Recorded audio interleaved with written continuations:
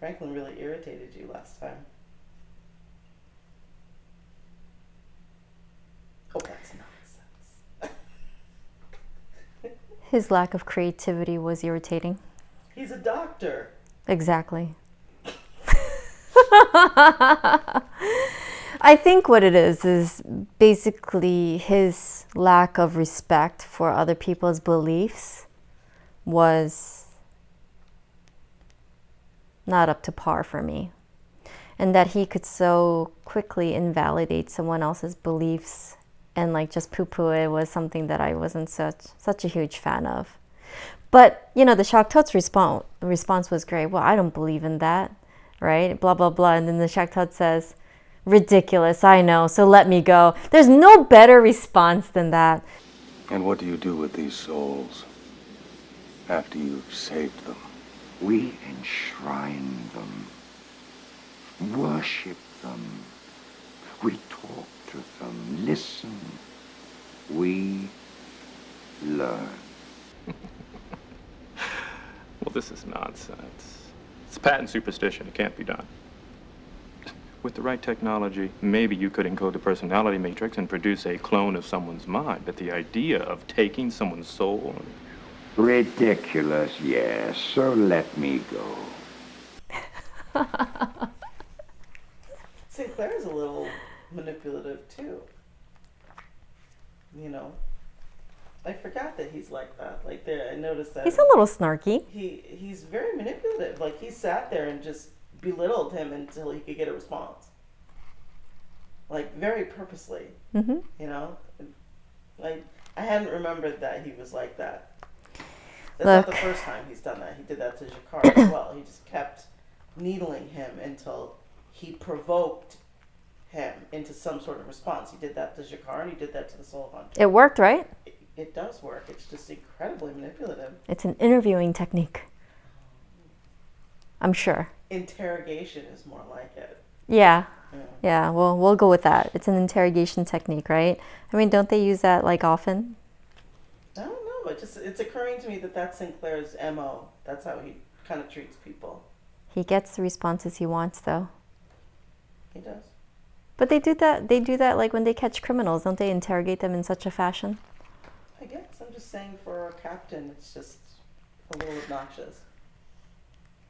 That he just baits people into responding angrily instead of talking to them with any kind of diplomacy. It's just weird. He's just a little bit of an asshole. Sometimes I kind of find him.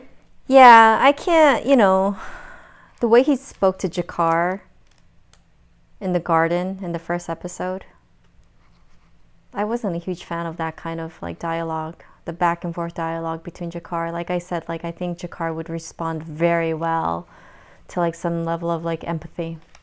Mm-hmm. So I wasn't a huge fan of, you know, their conversation and the way Sinclair approached it. But it's okay for him to do that to the Soul Hunter?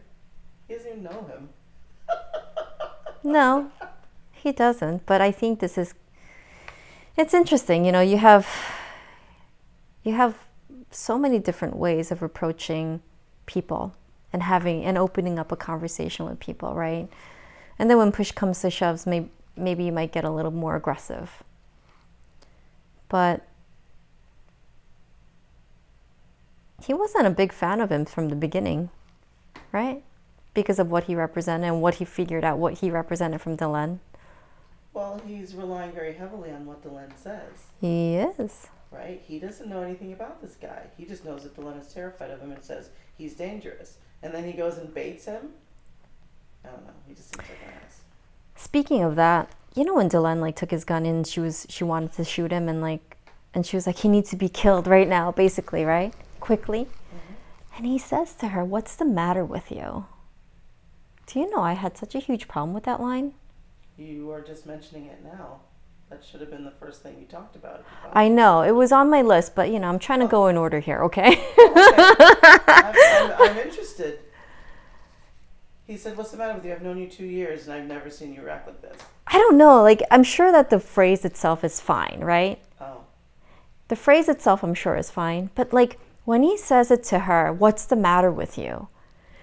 it's exactly that. You've known her for 2 years, and all of a sudden it's part of her that something's wrong instead of like the situation, right? And I almost felt like the statement, "What's the matter with you?"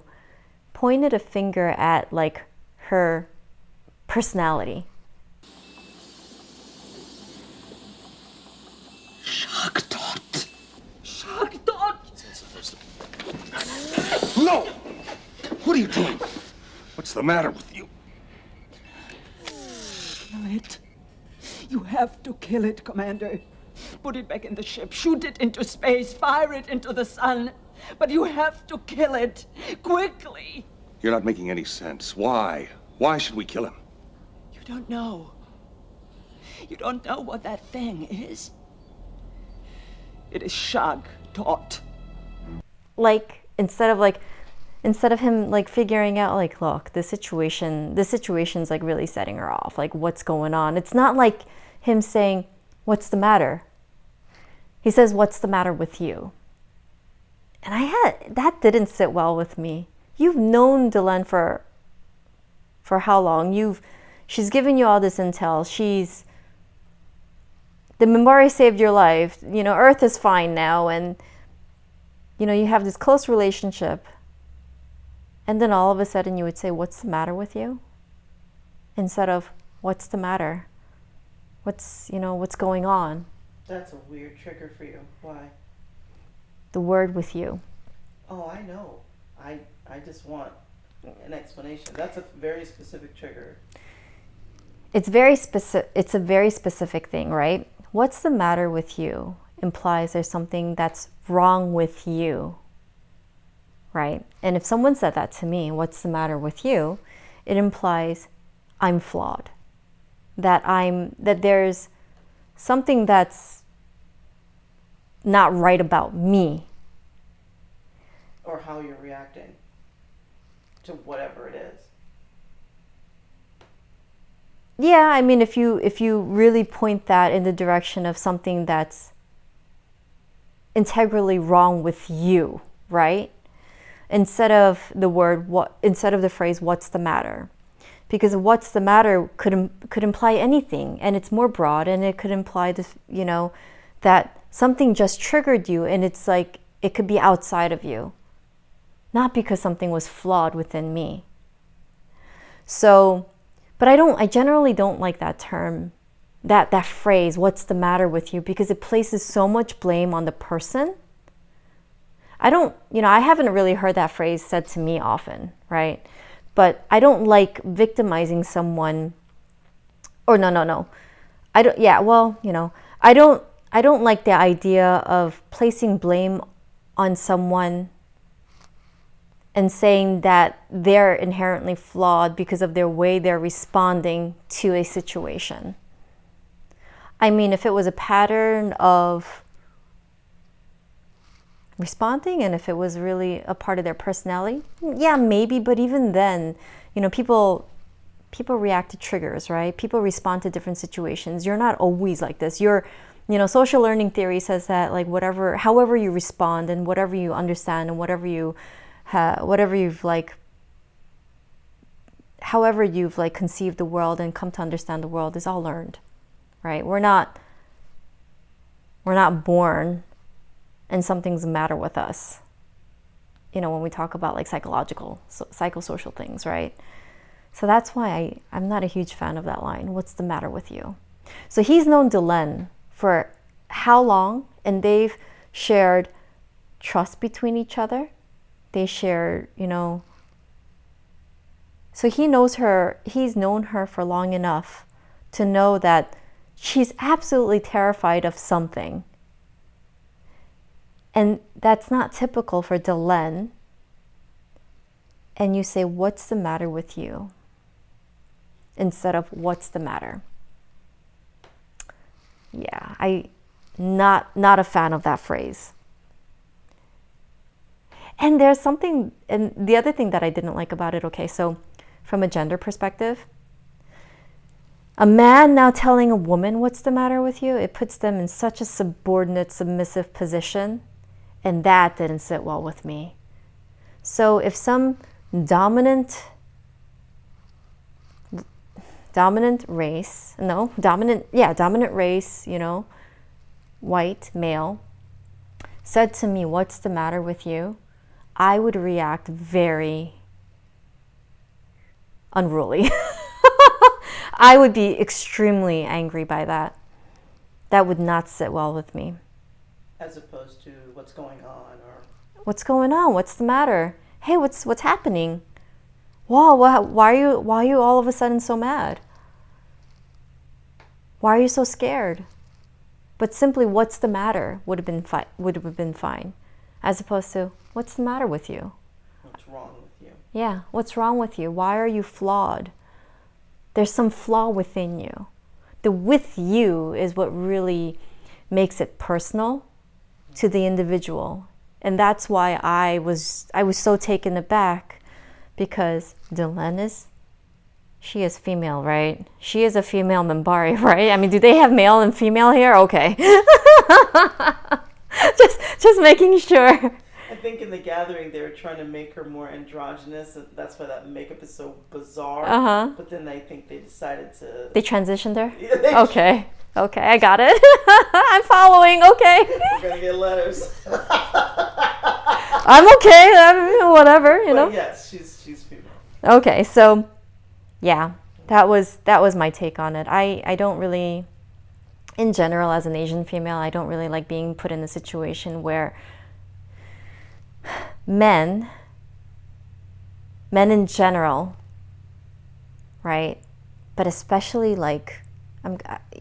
just men in general, like putting me in a position of making me seem like there's something wrong with me, because that just feels gross. It feels so gross. But it doesn't ring, but I would imagine, right?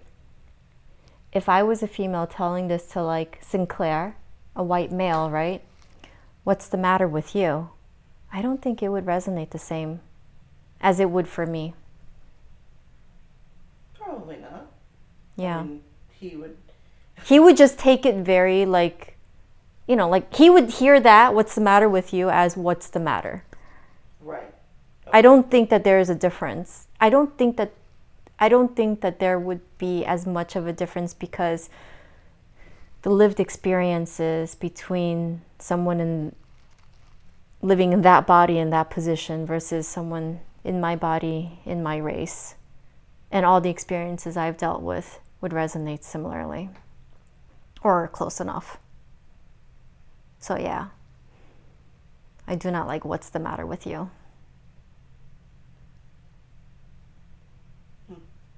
So yeah, Commander Sinclair, stop saying that. Not to females of a different race. I'll kick you. It certainly doesn't age well for you, but remember, you're not the primary audience for this show. Yeah, well. But that's you know, part of the subjective experience of media. This is very different for you than it would be for the white boys that are mostly the demographic for science fiction. It's offensive to you. Yeah. Yeah. Just for the record, I did write it down. I just forgot. Oh no, it's okay. I'm glad, 'cause that's exactly what this project is for. Mm-hmm. So that's kind of cool and interesting. What did you think of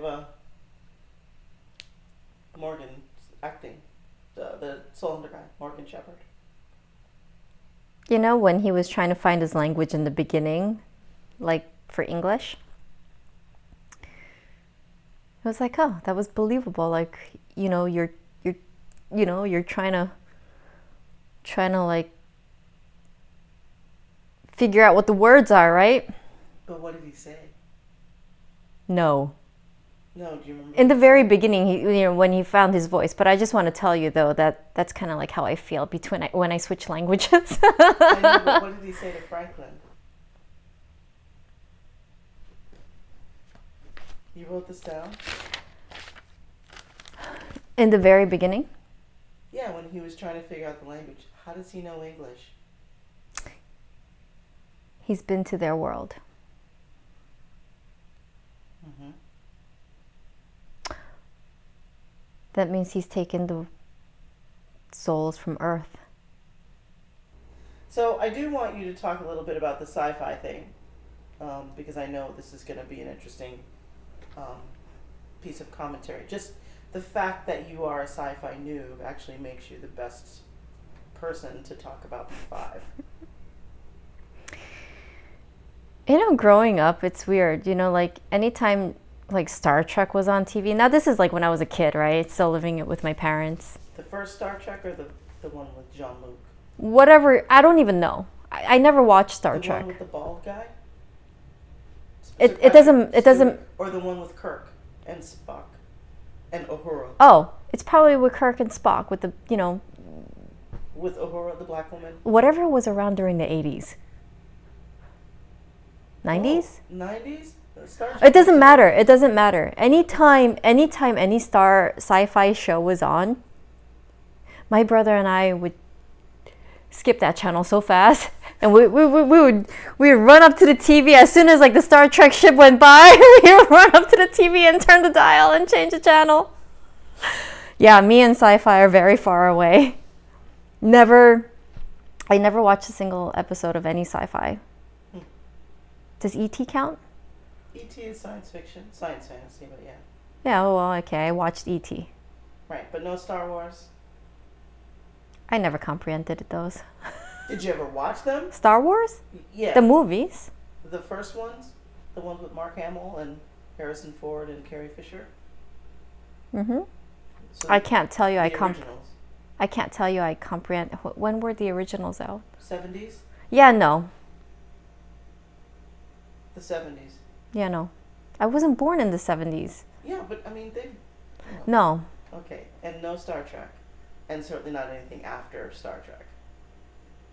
Like the new Star Treks or The Expanse. So basically, you don't watch any science fiction. So B5 is your first exposure to Yes. science fiction. Yes. And you find it a little intimidating, you said last time, because there's just a lot.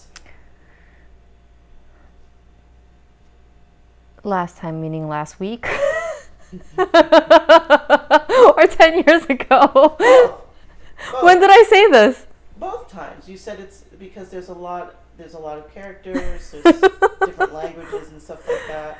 What about fantasy, like Game of Thrones and things like that, or Lord of the Rings? Has this been here the whole time? Yeah. Oh my What God. do you think of like stuff like Lord of the Rings? Have you watched that? Okay, look. I really like fantasy. Okay. Fantasy is I do like fantasy, but science fiction is like a whole nother level where I think you need like an extra brain to understand this. And like my brain doesn't really work that way. Only because there's just a lot of otherworldly concepts, right? But I think I'm better equipped 10 years later now to watch it than I was 10 years ago because my brain was smaller then. What's the difference between sci-fi and fantasy to you? Do you mean fantasy like Lord of the Rings? That's easier for you? No, it's not. It was just more enjoyable. Oh. Like I liked fantasy because it was just creative, right? It's creative.